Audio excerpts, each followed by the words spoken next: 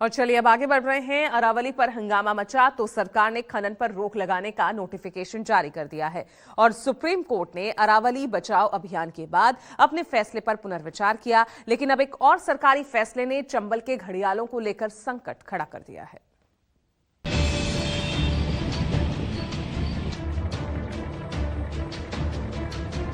जो चंबल नदी घड़ियालों के लिए सबसे सुरक्षित नदियों में से एक है।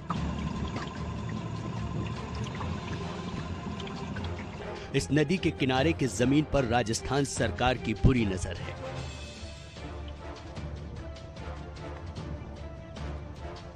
नदी में घड़ियाल सैर करने का यह नजारा कितना खूबसूरत है, जो अपने आसपास की जमीन पर सैर करते हैं।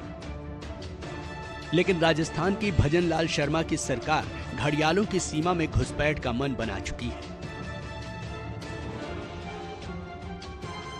अब तक जिस सरकार के निशाने पर अरावली थी, वो उस सरकार ने दूसरी सबसे संवेदनशील सीमा पर हाथ रख दिया है। इस बार निशाने पर है कोटा का राष्ट्रीय चंबल घड़ियाल अभयारण्य, जो कोटा से सटे चंबल के उस इलाके में है जहां दशकों से घड़ियाल, डॉल्फिन और दुर्लभ जीव सबसे ज्यादा सुरक्षित थे, लेकिन अब सुरक्षित नहीं है। मैंने पहले भी बोला कि विकास के नाम पर धोखा दिया जा रहा है देश को। कोटा में इन्होंने राष्ट्रीय घड़ियाल अभयारण्य को कुछ एरिया को डी नोटिफाई किया है और बाद में आप देख रहे हैं कि ये कहते हैं कि भाई टाइगर या तेंदुआ शहर के अंदर घुस गया, आप उनके घर में घुस रहे हो, वो अपने घर में ही है।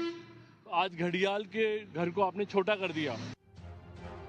दरअसल राजस्थान सरकार के एक सरकारी अधिसूचना ने नक्शा ही बदल दिया।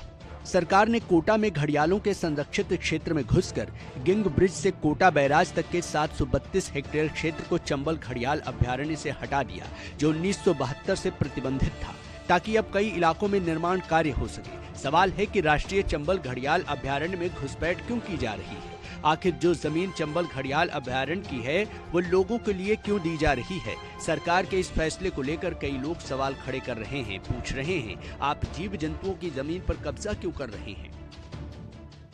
अगर राष्ट्रीय घड़ियाल अभयारण्य जैसी जगहों पर ऐसा कॉम्प्रोमाइज होगा तो निश्चित तौर पर मैं यही कहूँगा कि राजस्थान की सरकार जीरो विजन वाली गवर्नमेंट है और मेरी अपील है सरकार को इस निर्णय को पुनर्विचार करना चाहिए। राष्ट्रीय घड़ियाल अभयारण्य में जो इन्होंने डी नोटिफिकेशन किया है, जितना भी एरिया जो ये मतलब ये लोग हेक्टेयर्स को यूं ही मानते हैं, इनके लिए वो एक अंग्रेजी का वर्ड है।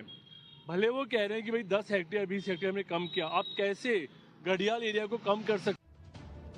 दरअसल सरकार ने जो नोटिफिकेशन जारी किया है, उसके मुताबिक करीब 206 खसरों पर प्रतिबंध हट जाएगा। उसमें किशोरपुरा का 208.56 हेक्टेयर, शिवपुरा का 320.33 हेक्टेयर, सकतपुरा का 186.36 हेक्टेयर, रामपुरा का 0.7, गुमानपुरा का 3.93 और नया गांव का 12.12 हेक्टेयर एरिया सेंचुरी से बाहर हो जाएगा। ऐसा करने से घड़ियाल क्षेत्र में लोगों को घर बनाने के लिए पट्टे की जमीन दी जा सकेगी। लोग घड़ियाल क्षेत्र में घुसकर निर्माण करेंगे तो फिर घड़ियालों के लिए सुरक्षा का माहौल भी बनेगा। जो घड़ियाल नदी में तैरते और जमीन पर आकर बैठ जाते हैं, लोगों को देखकर पानी की तरफ भागते हैं। सोचिए, जब लोग चंबल नदी में घड़ियालों को देखने जाते हैं, तब घड़ियाल उनको देखकर भागते हैं, लेकिन जब इंसान उनकी बस्ती में घुसेंगे तो घड़ियालों से टकराव बढ़ेगा। ऐसे में घड़ियालों के लिए खतरा भी बढ़ेगा। नुकसान कर रहे हैं तो वहाँ की जो बायोडाइवर्सिटी है आप उसको नुकसान कर रहे हैं। आप वहाँ के पूरा का पूरा जो इकोलॉजी है आप उसको डैमेज कर रहे हैं। ये क्या होता है, बेसिकली चीज़ें एक दूसरे से जुड़ी हुई हैं, ये प्रकृति एक दूसरे से जुड़ी हुई है। पेड़ों की हमें ज़रूरत है, पेड़ों को हमारी ज़रूरत है, ये सब एक दूसरे के साथ कनेक्टेड है। वैसे सरकार का तर्क है कि यह फैसला राष्ट्रीय वन्यजीव बोर्ड की सिफारिश पर लिया गया है। वो इसके तकनीकी और प्रशासनिक सुधार बता रही है और दावा कर रही है कि इस फैसले से घड़ियालों पर कोई असर नहीं पड़ेगा। लेकिन सवाल यही है, क्या कागजों में सुरक्षित लिखा होना जमीन पर सुरक्षित होने की गारंटी है? यही कारण है कि विपक्ष भी इस फैसले का विरोध कर रहा है। कोटा के आसपास का क्षेत्र में जो घड़ियाल संरक्षित क्षेत्र है, जहाँ से चंबल निकलती है, जहाँ बहुत बड़ी तादाद में घड़ियाल है, पूरी दुनिया में वन्य जीवों की सुरक्षा के लिए नए नए कानून लाए जा रहे हैं। पूरी दुनिया पैसा खर्च कर रही है, भारत भी चिंतित है, सुप्रीम कोर्ट भी चिंतित है, लोकसभा भी चिंता की बातें ही बातें हैं। चाहे घड़ियाल मर जाए, मगरमच्छ एक भी नहीं बचे, चाहे चंबल पूरी खत्म हो जाए, अरावली पूरी खत्म हो जाए, लेकिन बीजेपी को अपनी मनमानी करनी वो कर रही है। वैसे ये पहली बार नहीं है जब जीव जंतुओं की सुरक्षा पर चर्चा हो रही है, क्योंकि जंगलों की तरफ इंसानी बस्ती बढ़ी है। ऐसे में जीव जंतुओं का इंसानी बस्तियों की तरफ आना जाना भी बढ़ा है। सवाल है कि जब घड़ियालों की टेरिटरी में घुसकर जमीन पर कब्जा किया जा रहा है, तब क्या ऐसी चुनौती नहीं आएगी? क्या तब घड़ियालों की सुरक्षा हो पाएगी? क्योंकि जिस दिन लोगों को लगेगा कि उनकी सुरक्षा के लिए घड़ियाल चुनौती बन रहे हैं, तो वो उनको मारने से बाज नहीं आएंगे। ऐसे में सवाल यही है कि सरकारी लेटर में लिख देने से घड़ियालों की सुरक्षा हो पाएगी?